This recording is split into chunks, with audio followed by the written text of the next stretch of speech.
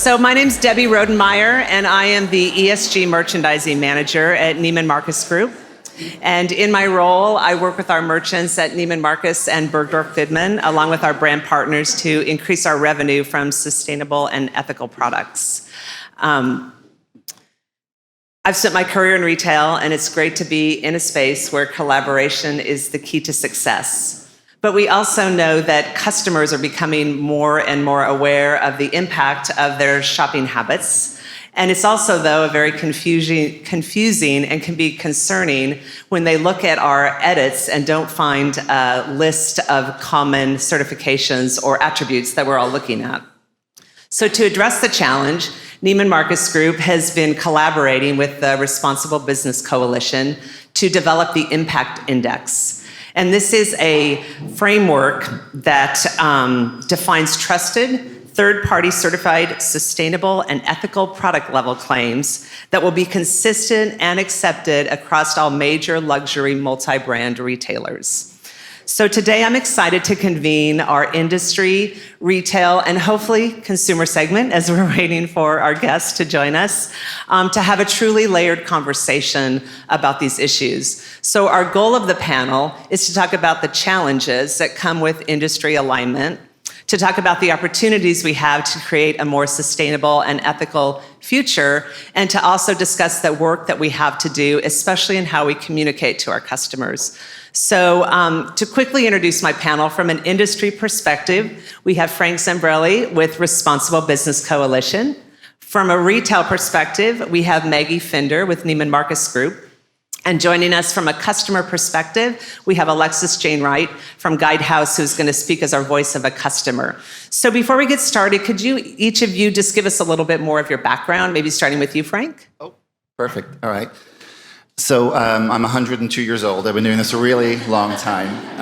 Like many of us that found our way in this space, I've spent a life in fashion and in retail, really on all fronts, running some large companies along the way, on the design side, on the selling side, on the marketing side, and found my way into the space, frankly, because clients along the way, and one of the agencies that I owned, started asking us about it as an incorporation in the manifestation of campaigns, of the creation of product.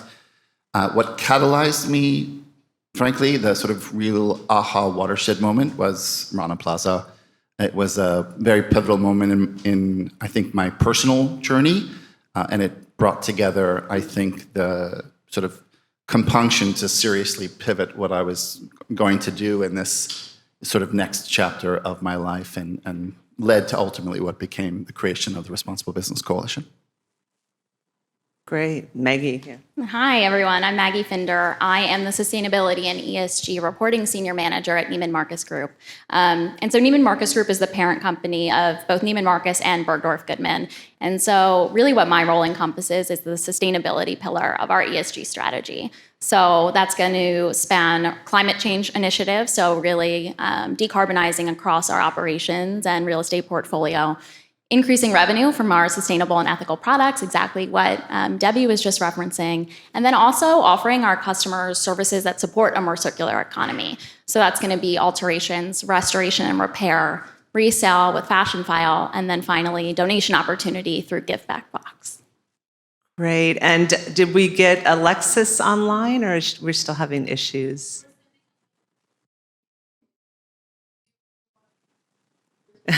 Great. Okay. Well, Alexis will be joining us momentarily, so we'll let her introduce herself a little bit more when we get her online. So, Frank, I'm going to go ahead and address my first question to you. So, I know that you worked with Vogue and Accenture to gather some customer insights into sustainable and ethical fashion. So, can you give us some findings from the report, and how did that influence the creation of the Impact Index, and actually explain a little further? I gave a very brief definition as to what that is, and we'd love to hear more from you. Yeah, I might back up 30 clicks, if you will. Where this actually all began is a conversation. The Responsible Business Coalition does a number of things, but the basis for a lot of the work really comes from the convening of the CEOs in the space. About 10 years ago exactly, the Nobel laureate Muhammad Yunus asked a question of us in a very Yoda-like way, fashion as a force for good, could it ever be? And he literally phrased it that way, and he's very short, so there was a lot of Yoda going on in the conversation. And he asked it innocently as somebody who had never been in the fashion industry, but who had created microlending for women in Bangladesh, and so done all these very transformational things in finance and banking. So for him, it was quite obvious, how could a $3 trillion industry that sort of is constantly attached to the zeitgeist of culture not find its way in influencing this direction? And my colleague Kara Smith and I had been in the industry a long time, and we had some conversations with some CEOs, brought them together in an initial small meeting, 15 or so CEOs, each of them scared out of their wits to say anything wrong. But ultimately, over the course of several sessions, they got comfortable in this sort of Chatham House rules environment. And 10 years later, we're 56 CEOs. They convene regularly and really dish. They really dive in. One of them, Debbie, said, this was several years ago, I really need to find a way to engage my consumer in this conversation. And it spurred the process. How is it that we could get this avenue, this sort of vehicle of consumer communications going? And you start to recognize that part of what's missing, and we heard a lot about it in the conversations this morning, is an understanding of what it is and what it means. And so we began, well before we imagined or envisioned the impact index, with data. We had a great conversation this morning about the data and how wrong it sometimes is. Well, boy, were we wrong. We went into the survey with Accenture, who has incredible resources to tap into consumers, to find out what they cared about. Because if we were going to create a communication vehicle to consumers, let's understand what's important to them. Anyone marketing to consumers understands there's always a balance. What is it that they are interested in learning isn't always fully aligned or reconciled to what you want them to know. So how do you create this correct amalgam? We went in thinking, well, the whole world knows carbon footprint. The whole world is going to be focused on that. They're not very interested in chemicals because it's too complex a subject. GHG's carbon didn't appear anywhere in the top 10 of consumers' principal cares. They didn't reference it once. It was not a conversation to be had. We thought it was going to be at the top of the conversation. The top of the conversation was animal welfare and chemicals, number 1, and number 2, 3 to 10 barely registered. And so it was this understanding that we needed to do a lot more to actually understand, because we were been talking to ourselves, as we so often do in sustainability. How is it that we figure out ultimately what the conversation should be? And to answer that second part of your question, over the course of that research, we envisioned what became the Impact Index, 2 elements. First, building this vehicle so that consumers could understand. We watched food do such a terrific job of educating consumers, but more than educating them, changing what ultimately happened. 2 decades later, because of nutrition labeling, people understand what a carbohydrate is. They understand even the interrelationship between a protein, a carbohydrate, and a fat. These are science lessons that the average consumer didn't fully understand, but it also created a transformation. The average nutritional value of food, of composed food, of meals has changed. It has, depending on your point of view, improved because of the understanding that consumers have. And so how could we develop that baseline understanding, communicating to consumers things that might feel uncomfortable or where they lack a certain fluency, but with consistency and uniformity, so that wherever they looked, they saw that same effort, that same framework to build that. And then the second element of it is knowing that to get there, we needed to start collecting things in a uniform and universal way. So how could we build a framework so that if I'm a brand, I'm not doing something for Neiman Marcus and something else for Macy's and something else for Nordstrom. In this world where so many of us manage our sustainability efforts on Microsoft Excel and email, we needed to build a framework that was going to power a label, if you will. And I hesitate to call it a label, but a framework that had some consistency. That's great. So Maggie, then at Neiman Marcus and Bergdorf Goodman, how do you define sustainable and ethical products for customers and brands? And then how has that impacted your work with RBC and vice versa? Absolutely. So, and I think what Frank is noting here is so critical. And it's one of the biggest challenges we're running into when we're having these conversations with our brand partners. You know, they're getting requests from other retailers that they're selling to about completely different criteria for what is deemed sustainable or ethical. So at Neiman Marcus and Bergdorf Goodman, we define this through 5 different preferred product attributes. And I don't use the word product lightly. We strictly flag product level criteria. And that's why we will be aligned, obviously, with the impact index and why I think that's such a critical component of this.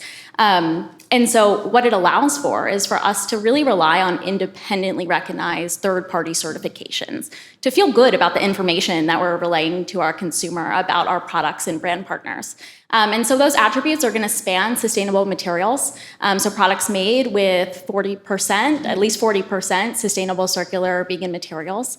Products that are responsibly manufactured. So made in factories that are really going above and beyond a standard supplier audit to ensure that they're empowering workers, ensuring fair wages, and prioritizing resource use. We additionally flag product that is giving back through philanthropic initiatives. We flag diverse-owned brands, so product made by brands with individuals from underrepresented groups. And then additionally, our last attribute is something very unique to Neiman Marcus Group. No other multi-brand luxury retailer is flagging transparent. And so products that flag under this attribute are going to be made by brands who are disclosing their factory lists publicly on Open Supply Hub or utilizing digital product passports. And I think we're seeing a real uptick in the latter, which is really exciting to give more visibility to these complex supply chains.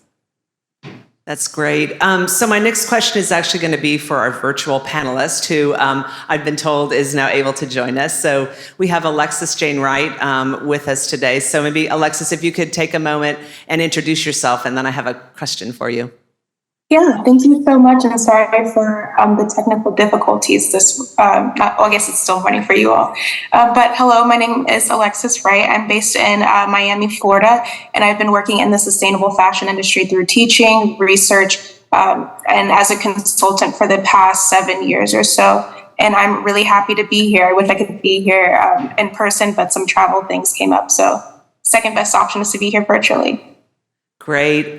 So my question for you is, knowing the work that we're doing with Responsible Business Coalition, and then looking at our website and actually shopping, how are you seeing the things that we're doing showing up in your shopping experience? And tell us what you think is the strengths, and what do you see are the things that we need to be doing more of?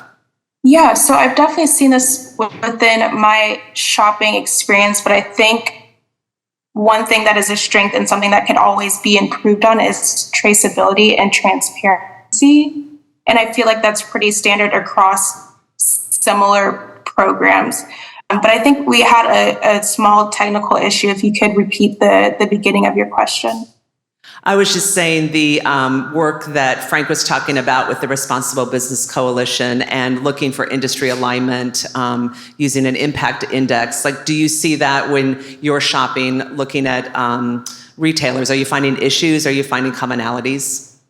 The commonality from my perspective is traceability in that aspect. I still think that it's something that could be improved upon in terms of education. Where I could interpret something, since I have a background knowledge within sustainable fashion completely different from someone who is an everyday shopper, for example, who might not understand all aspects of sustainability and sustainable apparel from an industry perspective. So I think that the traceability aspect and just the journal education aspect of being able to connect with people across the spectrum is something that could be improved upon.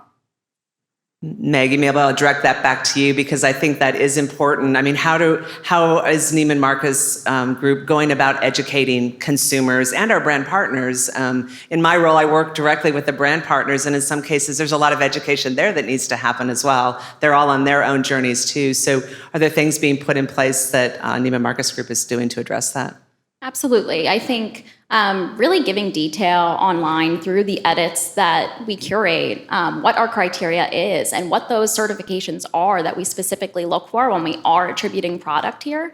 I think the way we're also educating the consumer is first by educating our associates. Because as we see these edits, so right now they've only been living online, but we're expanding them into store. So just recently I've launched at 2 Neiman Marcus stores and at Bergdorf Goodman.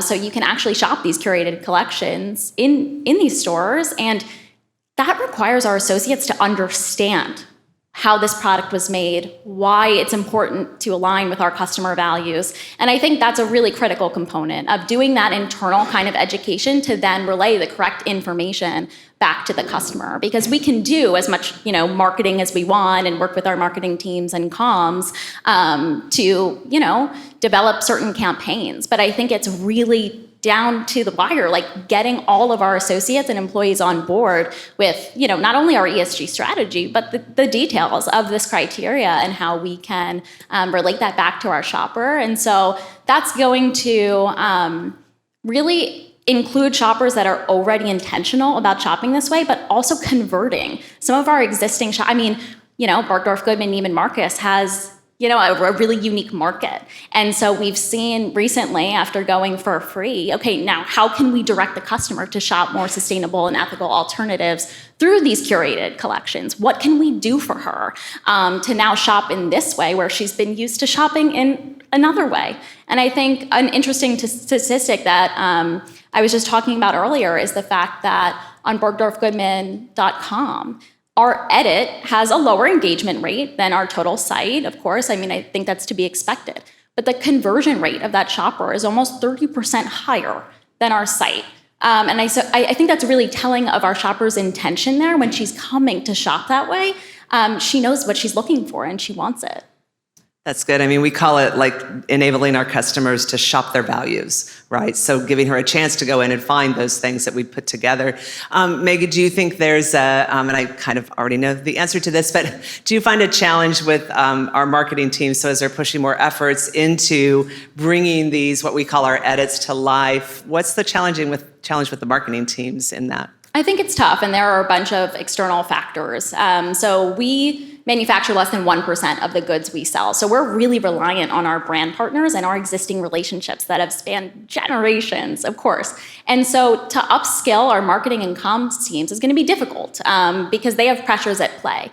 But what these edits allow for is for us to highlight products and brands in an equitable space. So regardless of brand size and revenue, at a multi-brand luxury retailer like ours, that's really telling of our commitment. And so I think it's so important to be able to train our marketing teams, but it's a challenge because, our ESG team, our sustainability team is small, and not everyone is well versed, obviously, in this area. We're still learning, Debbie and I. And so to be able to communicate that back to comms and be able to, increase these great campaigns and engagements with newer and existing brand partners, it's a struggle, but it's something we're really working on through internal training. Thank you. So kind of changing it up a little bit, Frank, going back to the creation of the impact index, we know it has to be really difficult to align major luxury retailers across both the US and Europe. So what are some of the challenges you've found in doing that? And then what governance or collaborations have been put into place to deal with that? Sure. Yes, and think about, is there a more competitive industry, than fashion, and all the walls that get built up to protect a lot of that investment in a brand's equity? And so, at the very start of this journey, which was nearly 3 years ago, the conversations were with brands and retailers together around understanding where some of the opportunity for alignment might come. But I think the reason frameworks like this are so vital is testimony to also the challenges that we faced when starting to do this. Without definition, without standardization, without an understanding or fluency in the topic generally, but also more specifically across the E and the S, across fiber and manufacturing, across the full value chain of our industry, what is important became very subjective. So you had a bunch of brands who had maybe a value system as a brand, maybe a point of view due to some goals that they had stated publicly, perhaps different connections culturally to things that mattered, and nothing to reconcile that back to. There was no sort of baseline universal point of view. So to get them to align on something singular meant, in many cases, educating even the industry about why certain elements that they were not maybe focusing on were important for them to consider, but also perhaps giving up on some things. You know, you can imagine having a conversation with Saint Laurent, Givenchy, and Dior, and these venerable houses that maybe they need to do something differently than what they're doing. These are brands that make the rules in many cases in fashion. And the coordination, certainly not just in luxury, you know, the conversation goes from Gap to Gucci, right? But certainly within the luxury space, the sense of what is proprietary being so baked into the organizations. And that has really been, I think, part of the success, and kudos to the industry, because it took a long time to align, but we really are there. The framework is, I'd say, just about finalized with a few nuances. And it's because these brands collectively decided that what they, and I don't even say the impact index aims to do, but what the industry aims to do, because listen, we're maybe coordinating this, but the industry built this thing. This isn't ours. This isn't mine. This isn't the RBC or FMC or any singular organization. The industry owns this. And they've really come together to make that decision that there are parts of it that aren't perfect, there are parts of it we're not comfortable with, but the end and the compromise justifies what we're ultimately going to get to. To govern that as intentionally as it was put together, we've positioned the impact index through a secretariat with Rockefeller Philanthropy Advisors. It needs to be independent, it needs to be a 501c3, it needs to be agnostic on many fronts, technology included. And so we worked with the nonprofit arm of Accenture Development Partners, to build what the Secretariat should look like. And ultimately that has a lot of structure, but the governing body in terms of determining how the index will change, how the standards and certifications will evolve over time, what governs their inclusion or deletion from the framework, will be all of the stakeholders. Maybe all's a lot, but a very broad representation of the stakeholders. And that means brands, it means retailers, it means NGOs and nonprofits in this space that really form the basis of this work. Terrific organizations like the Sustainable Apparel Coalition and Textile Exchange, the scientific community that's doing the homework for the methodology, the academic community that's doing the research. All of that representation will be on the advisory committee. So we'll have an independent organization in a formal secretariat with stakeholders who are making the decisions with the consideration of everyone involved. That's great. It takes a lot of work diving into this. You have no idea. I've spent, my career really as a buyer, so on, this competitive and just, profit-making side, if you want to call it such. And when I'm in this new role of working with our brand partners and the request we have of them, like Maggie explained, product level claims, product level certifications, as we would call them, that's a lot of work. So every single item that we purchase, we need the information of that item. So that's what we're hoping to align, is to have a place for brands to be able to, I'm asking for it, and so are all of the other retailers out there as we're making claims. So there's a lot of work to be done, but like we've said in the prior conversations, we have to start somewhere. Actually, I wanted to switch it to Alexis as well for a second, and we've been talking about product level claims or certifications, and I know, Alexis, you mentioned the fact that you're in the industry, so maybe some things make sense to you that might not make sense to the regular consumer. So do you think, whether it's at Neiman Marcus, Bergdorf Goodman, or other retailers, that the conversation or verbiage that we're using registers with just a consumer shopping on our websites? I think that when you're able to explain some of the certifications and almost sort of explain it as if you're teaching it to, like, in simple terms, to a child, for example, then they'd be able to understand it. But I feel from my personal experience from talking to especially industry peers or everyday consumers, even to my own family, they still wouldn't understand or render a difference between what the different levels of certifications are, what they mean, and what is the exact impact. And so that's where I feel like there's sort of a gray line and misconnect between what we do here as sustainable fashion experts per se versus the level of impact that you would have for someone who is not an expert and sort of outside of the field, but still an everyday consumer.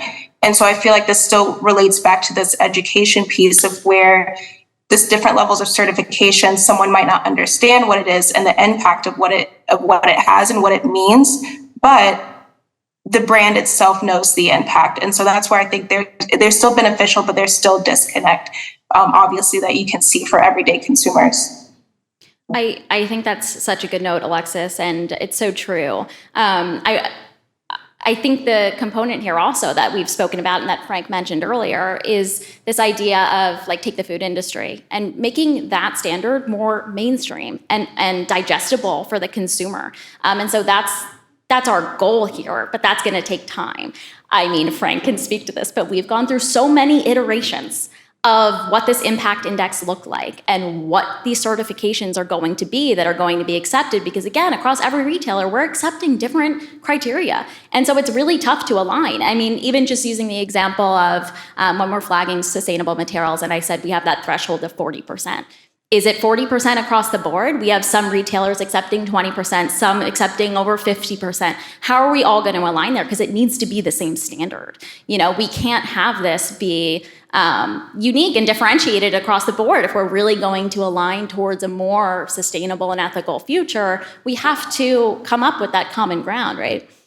And how do you get to the rigor that we all want, the integrity that we all need, but don't make the perfect the enemy of the good, right? And where are the compromises? And an understanding that we'll learn along the way and that will change the index along the way, and the framework will always evolve.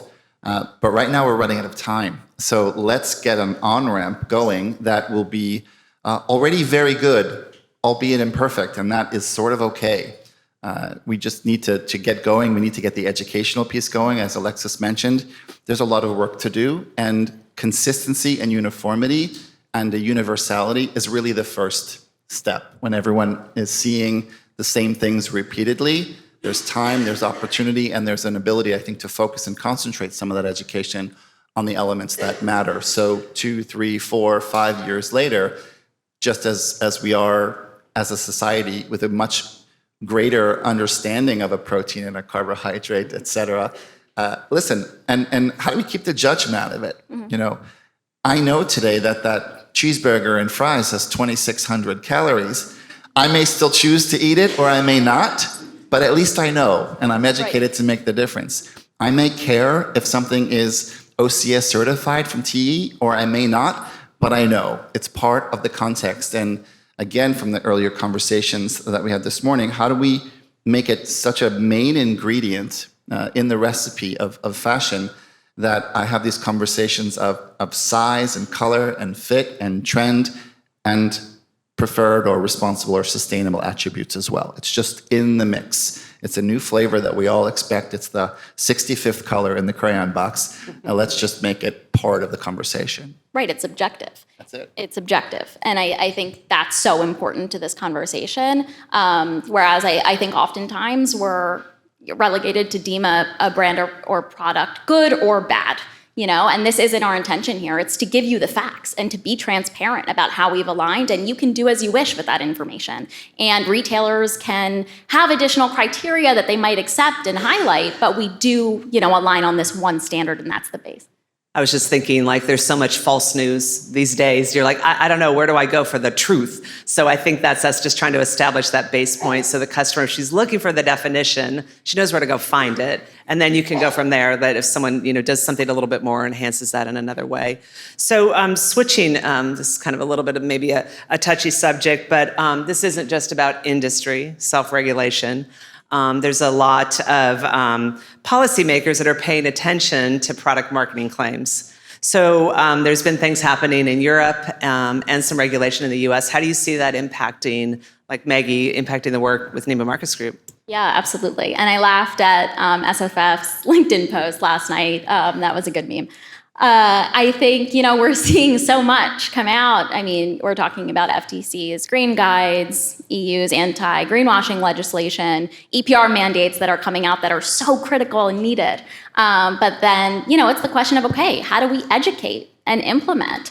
So we're obviously a US-based retailer, so some of the regulation coming out of the EU won't be directly applicable to us, but it will be because most of our top brand partners are based in Europe.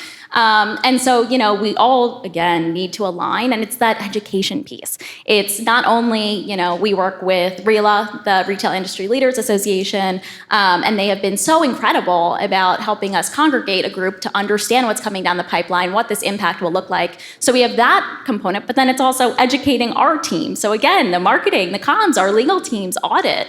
What do we need from you, and how can we all work together to make sure that, we have the right procedure in place to make this as successful as it can be, because it's necessary.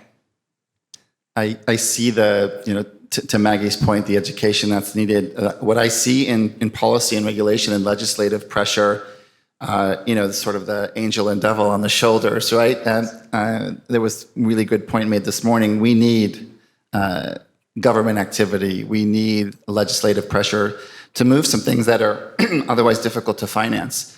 At the same time, there is, I think, a pressure, even on legislative bodies, to accelerate beyond the pace and knowledge of understanding. So I think we're in this semi-dangerous moment of over-acceleration. We're getting a little out on our skis, and we'll have to manage that. But the positive side of that is that it will actually encouraged for compliance reasons. And again, to Maggie's point, what Europe is doing won't necessarily directly and completely influence the states, but it ultimately has pressure. We're seeing, the green guides move because of what happened in Europe. We're seeing, even within the impact index, an organizational effort around realigning some of the standards and certs recognizing what will be law for those brand partners in the EU because of the new taxonomy and the CSRD. So I am appreciative of the push. I'm appreciative of the policy pressure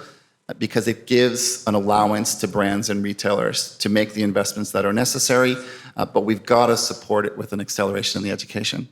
Just going to jump in here because that's so true. And I think then there's this question that begs, what about these brands that don't have the resources and tools to comply? What do we do?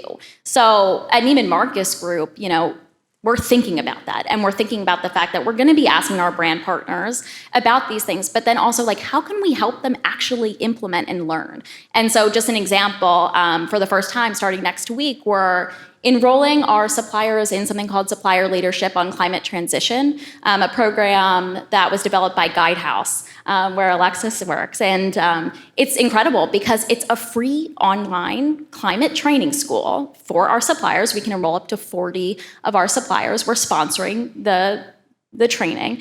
And it runs for 6 months each session. And suppliers have the opportunity to enroll over 2 different sessions, so for a year. And so they can enroll in courses that are going to allow them to understand how to actually measure their greenhouse gas emissions, how to set science-based targets, develop abatement plans, and then ultimately start disclosing annual progress through things like CDP climate.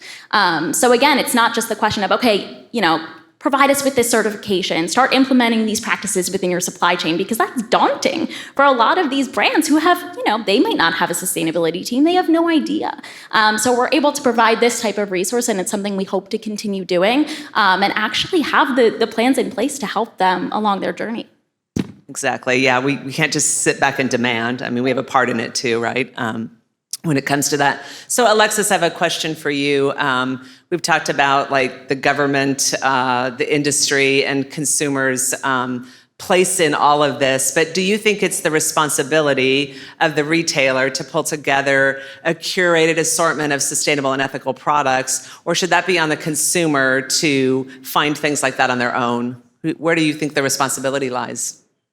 I think the responsibility lies within all parties. So one, especially in the United States, where we are now seeing the Security and Exchange Commission about to mandate greenhouse gas footprints for a lot of companies, including American apparel brands and the consumers, to put pressure on not just fast fashion brands, but also luxury brands as we get more into the phase of traceability and increase basic education about the impact that your buying power has on and how that relates to what you put on your back, the shirt that you put on your back every morning. And it's also related to the company itself, because at the end of the day, even though you are a business, you have to take ownership of the impact that you're making socially and environmentally, especially. And so I think out of those three categories, the one caveat that really pushes it all is the government piece, because I believe that the audio is still going in and out a bit, but I believe a lot of this discussion was related back to legislation. And at least from my experience in consulting for the past 2 or 3 years or so, we've seen more and more large apparel brands come in for greenhouse gas calculations and abatement requests. For those who aren't aware, abatement is essentially just putting out a science-based near-term or net zero target, and then helping the brand to strategize what to do physically in order to meet those goals, instead of just stating a goal publicly, going through greenwashing phases and not having the best result. And so I think at the root of actual action out of all those three parties and where responsibility lies is the government piece of being forced to actually calculate your emissions, own it as a company, and make an actual plan to do something about it. That's good. So we've talked a lot about kind of the big picture things that we need our brand partners to do. Maybe Frank or Maggie, how do you think we encourage our brands to actually get down to the granular information, if you want to call it such, that retailers need in order to call out what they're doing in our edits online and to bring that to light? Maybe I'll start. I think, again, a uniformity is important when we all know precisely where we're going to sort of hold hands on and start collecting and measuring. It brings some safety in that number, sort of an economies of scale, if you will, in terms of our resources and efforts around that collection. But I think, as you mentioned, Alexis talked about science-based targets. We're seeing a proliferation of targets, so much so that we're inundating SBTI at this point. But one of the things that's releasing is this understanding that no one's going to do it within their own four walls, that you need to engage with your retailers, with brands with suppliers.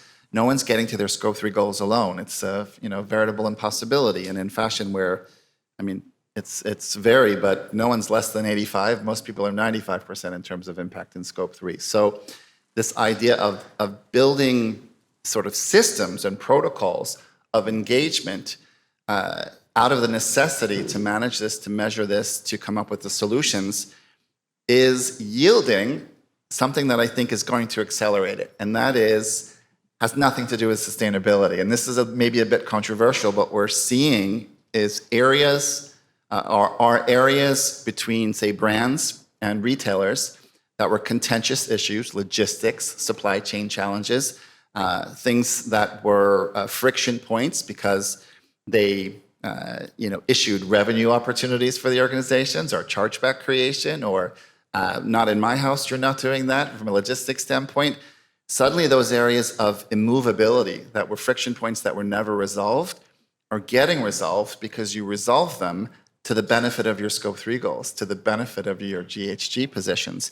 And so we're seeing ESG, and I know not all of us love the term, but we're seeing ESG as an unlock to operational excellence. And I think that supplier engagement connection, that idea that we need to hold hands to do this together, is putting a superhero cape on ESG professionals, on sustainability teams. And as we understand those unlocks and all of the alternative value creation of sustainability, I think we're going to see an absolute sort of rocket ship of effort around these goals. That's great too. I think to have a space where you could talk about the success of another, who you might consider your competitor, to be in a space where you share the information so that they have the ability to see what someone else is doing and know that they could adopt that themselves and make an impact. So What is next then for the impact index? Like, where are you right now? We talked about what it is and what it's going to be, but where are you and what's kind of I mean, obviously you could say what your goal is on timing, then reality might sometimes become something different, but. Sure. With the framework itself, largely in accord, shall we say, between retailers and brands, this latest work has been underpinning what will help facilitate that. So one of the recognitions was the need for a vehicle for the data itself. So we've been partnering with GS1 on building the fields so that every time you create a GTIN, not to fully nerd out on you, but every time you create a sort of an identity marker within the electronic data interchange, now those sustainability attributes can be along with size and color and factory information at a SKU level, because this will be at a product level. It's huge. And we need more than GS1, but GS1's been a great partner. Partnering with Anna at Vogue, who's 1,000% behind this effort to really build an entire consumer-facing point of view, not only of the branding and the logoing, but really getting on the bandwagon of the responsibility that media has in promoting this effort. And partnering more broadly. There are 50 plus brands and retailers involved. So we'll be moving to pilot stages next, both nationally here in the US and internationally. And once we learn all the things we did right and importantly, all the things we did wrong, then we'll look to really build the scale on it next year. Amazing. Any last comments, or I could open it up to a few questions we might have. I think we have a couple minutes.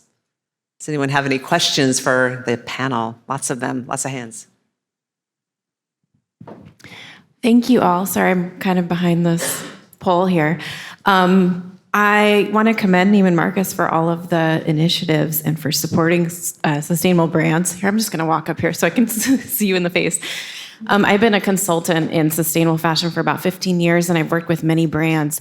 And one of the challenges that have really come up in, developing a wonderful brand that's sustainable, that's supporting the people who make it, is being able to scale to a certain amount, and also getting into larger luxury retailers. So I wanted to just ask, as far as working with some of these sustainable brands, how are you kind of bridging that gap of expectation with, buying and POs and things like that? Are you having to, adapt that in some way to meet those needs?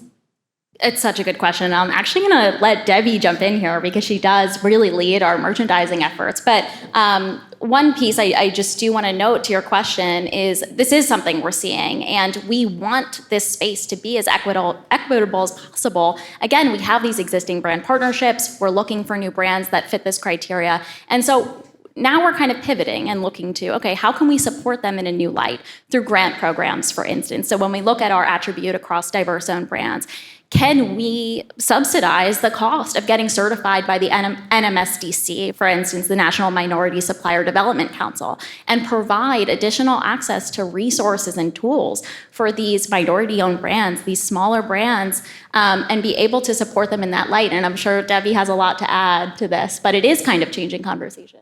It is. I was going to say that part of, I think a couple things. The part of the fact that we have an edit and we're driving marketing to it, and we know that when customers engage there, we're seeing more conversion, is that it's anybody could be highlighted in there, right? If they have, so a small brand, a bigger brand, honestly, it's probably the majority of a small brand's products that potentially if we added them to our assortment because they're responsibly manufactured or using sustainable materials, then they have all of their items within a silo in the edit or multiple silos, whereas some of our major brand players don't have anything at this moment in time because they're still in the process of doing their work. So I think that's a great way of equity in that it is a marketing tool, as we would say on this side of it, like free marketing, because we can highlight what you're doing, and we want to bring the work that those brands at whatever level they are doing in this area because it's so important. And then kind of going back to the mechanics of it, like that's what we've had to add is like there's so much behind the scenes of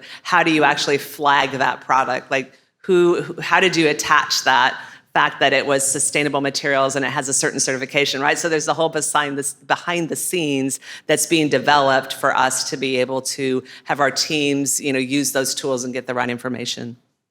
Hopefully that answers your question. Hi. So my question, when I hear the term data, and coming from a data background, I always want to understand how you got to your baseline of 40%. By the way, thank you so much for informing us. You guys are doing a great job. But I'm really curious to understand what got you to a 40%, such a precise number. Yeah, absolutely. And a lot of that has to do with benchmarking, right? And understanding the industry, understanding what our peers and competitors are requiring, and then speaking to our credible partners. So speaking to Textile Exchange, we're members of the Ellen MacArthur Foundation. So really using them as the credible voice to inform us on what to do, but then also working with the Responsible Business Coalition and through development of the Impact Index to understand how they can influence our efforts and help us improve. So for instance, through conversation, we will likely be increasing that threshold to 50%. So right now we're at 40. What does that look like to then change the criteria for our brand partners and for new purchase? And so I think it's been so collaborative, and we constantly use this term. It's ever evolving and it's so dynamic. I think Willow mentioned earlier, it's progress, not perfection, and that's kind of what we're living by here. We're continuing to learn and grow. Absolutely, and building the cadence, data doesn't play yet enough of a role in all of the work that we're doing, and part of that is the veracity of that data, the difficulty in collecting that data, the uniformity in terms of the data that we're even collecting, the variations in methodology. From a data scientist perspective, we're a mess as an industry. I mean, it's a problem. It's improving day by day, and there are some wonderful organizations helping. But again, we're not going to be anywhere near what we need to ultimately be anytime soon. So let's just get started and recognize the imperfection, speak to it, set up the system so that we can flag it if we're doing something particularly egregious and change it quickly. But it's time. This is a language that the planet needs to speak. So let's just get on the path. Go ahead.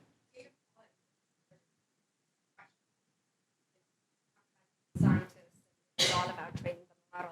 So then that goes around, now you're talking about data quality. Yeah, and one of the things that we see, I think, is a commitment to increasing and improving the quality of data from the standards that have been developed. So much of this sits within the NGO community, who have the purest of intention, who don't have a profit model to necessarily consider. And so, thank goodness, right? Thank goodness that the sort of center point, the locus of information, are not public companies with a gross margin goal. And for that reason, we're in much better stead than we would be. Great. And I think that's where we have to wrap it up. So thank you all for having us with you today. Thank you. Thank you so much.